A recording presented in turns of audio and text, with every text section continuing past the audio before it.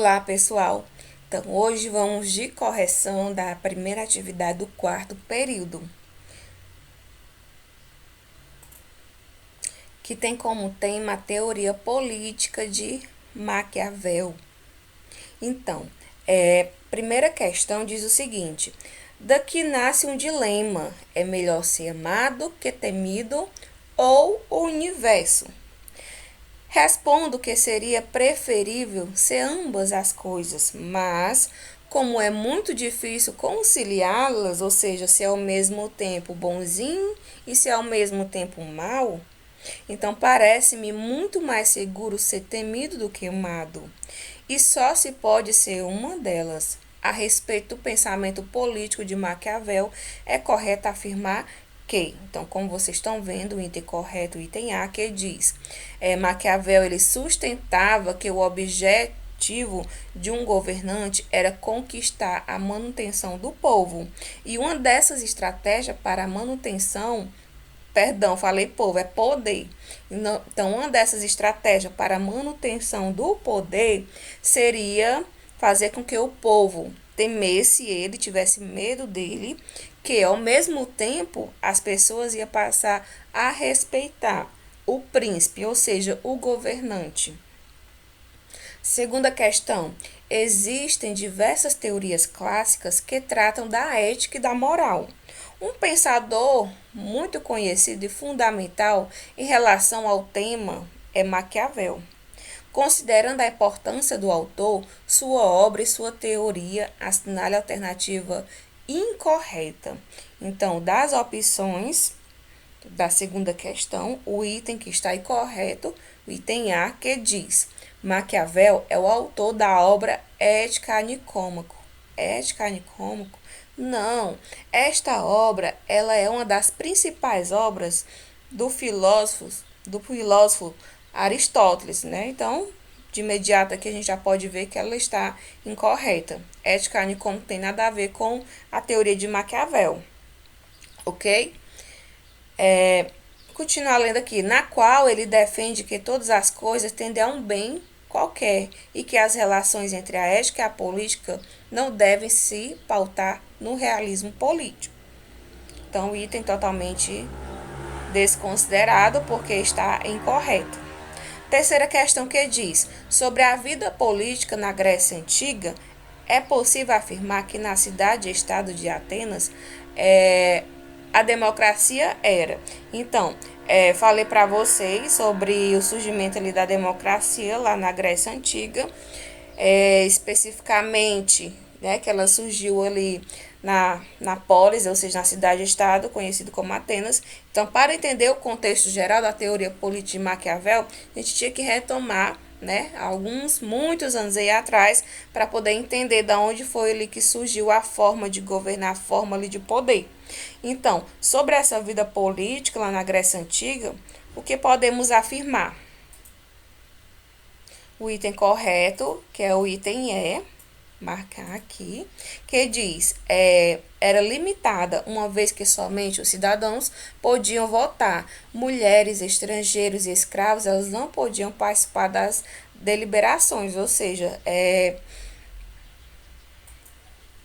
das decisões ali políticas de Atenas, né? Então, quem eram esses cidadãos? Eram homens maiores de 18 anos, livres, filhos de pai e mãe ateniense. Então, somente eles poderiam participar ali dos debates políticos que aconteciam no lugarzinho, na praça pública chamado Ágora. A quarta questão que diz: para Maquiavel, quando o homem decide dizer a verdade, pondo em risco a própria integridade física, tal resolução diz respeito apenas à sua pessoa. Mas, se esse mesmo homem é um chefe de Estado, os critérios pessoais não são mais adequados para decidir sobre as ações cujas consequências se tomam tão amplas, já que o prejuízo não será apenas individual, mas coletivo, ou seja, todos irá ali sentir o peso ali do prejuízo. Então, nesse caso, conforme as circunstâncias e os fins a serem atingidos, pode-se decidir que o melhor para o bem comum seja mentir, né? Então, falei para vocês que Maquiavel, dentro da obra dele, conhecida como O Príncipe, né? Que ali era um manual de instrução para as pessoas ali que queriam passar muito tempo no poder, eles iriam seguir a regrinha aqui dele. Então, Maquiavel ele diz que o príncipe, ou seja, o governante, ele tem que ter duas faces, né? Uma face ali quando está em público e uma face ali quando ele está sozinho. E quando for preciso, ele poderá mentir, né? Ele poderá ser falso. Então, tudo isso, todas essas circunstâncias para Maquiavel só tem um objetivo, ou seja, os fins justificam os meios, né? Que é até uma frasezinha famosa dele, quando vocês ouvirem falar, os fins justificam o meio, vocês se lembram ali de Maquiavel. Então, o texto aponta uma inovação na teoria política na época moderna, expressa na distinção entre a idealidade, ou seja, ele vem de ideia, e efetividade da moral, ou seja, ele tornar algo mais rigoroso ali a sua moral, né, para você ser respeitado, para você ser ali o grande governante e passar muito tempo no poder. A quinta é precisamente para assegurar o reino da igualdade, para permitir que os mais humildes cidadãos assumam uma parte legítima na vida política, que o Estado concede uma remuneração àqueles que se colocam ao seu serviço, participação das assembleias. Então, esse texto ele refere-se a Atenas, no século V, que expressa o que, pessoal? Entender, como vocês estão vendo, que diz. Esse texto ele está expressando a preocupação do regime democrático em garantir o direito da igualdade política aos cidadãos atenienses mais pobres, né? Dos cidadãos, presta atenção, dos cidadãos, e não das mulheres, das crianças, dos estrangeiros. Ou seja, que eles faziam a prática da isonomia, que foi um termozinho estudado na videoaula que eu passei para vocês. A sexta, as cidades-estados, base da organização política que caracterizou o povo grego, elas eram politicamente autônomas, né? Ou seja, as cidades-estados lá da Grécia Antiga tinham a sua própria forma de governo, a sua própria forma de política, né? Até teve duas que se destacou muito. Uma foi Atenas, né, que tinha o tipo da democracia, e a outra foi Espartas, que tinha como a oligarquia como forma ali de política. A sétima, Atenas foi considerado o berço do regime democrático no mundo antigo. Sobre o regime democrático ateniense, é correto afirmar que, então, item B, como vocês estão vendo, o que diz? Apenas os homens livres eram considerados cidadãos e participavam diretamente das decisões tomadas nas cidades-estados, né? Que foi o que eu já falei. Somente os cidadãos, filhos de pai e mãe ateniense, que eram considerados cidadão, podiam participar das decisões políticas. A oitava, sobre o realismo político de Nicolau Maquiavel, marque o item correto. Então, Maquiavel, ele tratava ali a política dele, a teoria dele, com a realidade, com o que estava acontecendo ali no momento, né? Não ele pensava o que poderia acontecer, o que já passou. Então, o item B, o item correto, que diz: o realismo político de Maquiavel tem um caráter bastante empírico, né? Ou seja, foi o que eu falei, né? Ele tratava ali com a realidade, com o que ele estava vivendo ali no momento, pois constrói suas formulações a partir da experiência vivida. Beleza?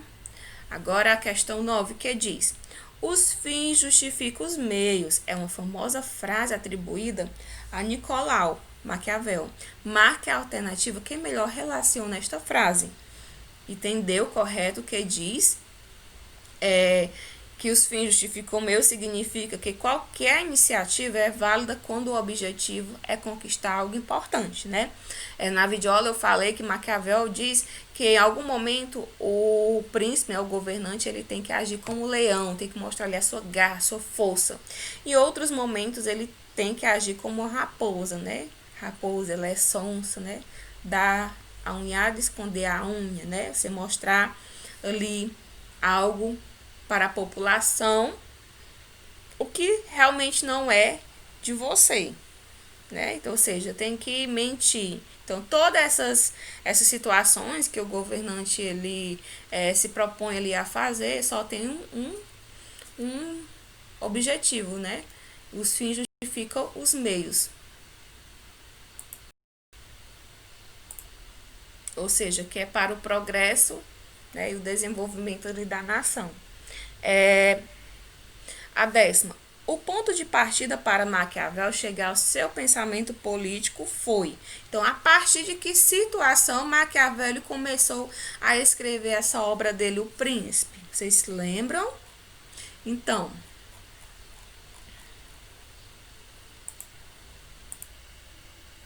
temos aqui o item correto, e tem que diz: ele partiu da realidade política objetiva, investigando concretamente as relações de poder dos principados quando a Itália ainda não havia constituído um Estado unificado. Ou seja, a partir do momento em que a Itália estava passando ali por um período de fragmentação, um período em que o poder estava se tornando algo muito fraco e outros povos, né, outros poderes de outros países estavam ali querendo dominar a Itália. Então ele disse que tudo isso era culpa ali da pessoa que estava governando aquele país. Então ele resolveu criar essa obra O Príncipe para entregar o poder daquela época para servir para ele de um manual de instrução, né? Então foi a partir daí que surgiu o pensamento dele. Beleza, galera? Então espero que vocês tenham compreendido. Qualquer dúvida pode me procurar, me chama aí no Zap. E até a próxima aula e um grande abraço.